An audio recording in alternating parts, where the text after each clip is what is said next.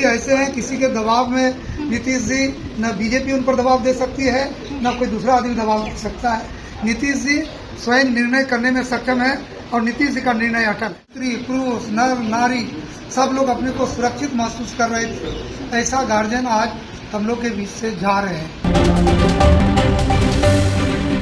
नमस्कार, आप देख रहे हैं रबसी लाइव न्यूज। नीतीश कुमार के चले जाने के बाद बिहार की राजनीति कैसे चलेगी, बिहार की बागडोर किसके हाथों होगी, हमारे साथ बातचीत करने के लिए जेडीयू विधायक दुलालचंद गोस्वामी जी मौजूद हैं। सर, नीतीश कुमार के चले जाने का आप लोग क्या कुछ नहीं, ये तो 2005 से और 2026 तक आदरणीय नीतीश जी जिस ढंग से एक ऐसा बिहार जो विकास के क्रम में पीछे चला गया, लॉ एंड ऑर्डर, एजुकेशन, स्वास्थ्य के क्षेत्र में लोगों को चिकित्सा की उतनी सुविधा नहीं थी, रोड रास्ता नहीं था, बिहार में प्रखंड लेवल से नीचे बिजली की व्यवस्था नहीं थी, बच्चों को पढ़ाई के लिए विद्यालय नहीं था।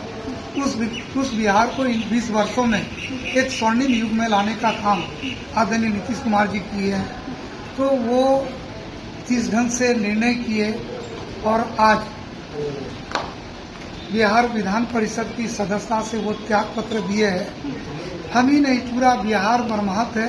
पूरा बिहार ये महसूस कर रहा है कि हमने एक ऐसे गार्जियन जिसके छत्र छाया में हम लोग अपने को सुरक्षित महसूस कर रहे थे, बिहार तेजी से विकास कर रहा है ये महसूस कर रहे थे, स्त्री पुरुष नर नारी सब लोग अपने को सुरक्षित महसूस कर रहे थे। ऐसा गार्जियन आज हम लोग के बीच से जा रहे हैं।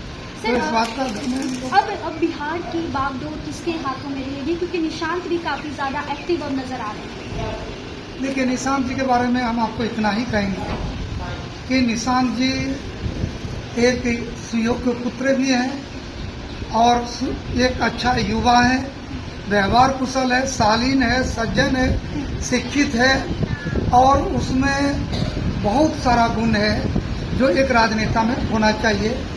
और निशांत जी के लिए और हम लोग के लिए, जनता दल यूनाइटेड परिवार के लिए ये सौभाग्य की बात है कि आदरणीय नीतीश कुमार जी के सुपुत्र है और नीतीश कुमार जी में जो गुण है, जनता के प्रति समर्पण, विकास के प्रति नैतिक बल मजबूत, ईमानदारी से जनता का सेवा करना, वो सारा गुण निश्चल भाव से सप्रेम सहृदय जनता का सेवा कर सकता है, ऐसा हम लोग भी मानते हैं और बिहार की जनता भी मानती है।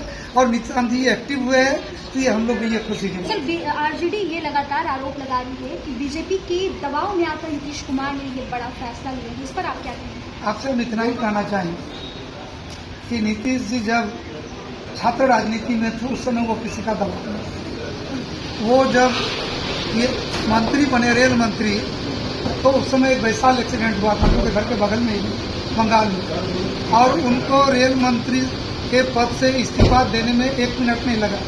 आदरणीय अटल बिहारी वाजपेयी जी उस समय प्रधानमंत्री थे, उन्होंने नीतीश जी से कहा कि आप त्याग पत्र न दें और ये आपके कारण नहीं, टेक्निकल मिस्टेक से हुआ है, लेकिन उन्होंने त्याग पत्र दिया।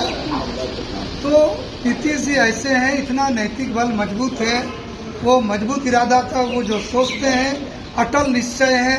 नीतीश जी का निश्चय को कोई न रोक सकता है न कोई टोक सकता है। हम लोग पूरा एमएलए जो 85 एमएलए एमएलसी पार्टी के सभी वरिष्ठ नेता उनसे रिक्वेस्ट की कि आप बिहार में रहिए, बिहार का सेवा करिए, बिहार अभी भी आपके तरफ पलके उठा के देख रहा है। लेकिन उन्होंने बोला कि मैंने अंतर मन से ये सोच लिया, मैंने इसकी घोषणा कर दी, आप लोग परेशान न हो, मैं दिल्ली में जरूर रहूंगा, लेकिन आप लोग के साथ मेरा उसी तरह से प्यार स्नेह विश्वास और बिहार के प्रति जो मेरी प्रतिबद्धता है वो सदा बनी रहेगी। तो नीतीश जी ऐसे हैं, किसी के दबाव में नीतीश जी न बीजेपी उन पर दबाव दे सकती है, न कोई दूसरा आदमी दबाव दे सकता है। नीतीश जी स्वयं निर्णय करने में सक्षम है और नीतीश जी का निर्णय अटल है। चलिए देखिए, नीतीश जी का निर्णय जो है अटल है, बीजेपी उन पर कोई दबाव नहीं दे रही। हमारे साथ बातचीत करने के लिए दुलालचंद गोस्वामी जी मौजूद थे। फिलहाल इस पूरे रिपोर्ट में इतना ही। बहुत बहुत शुक्रिया।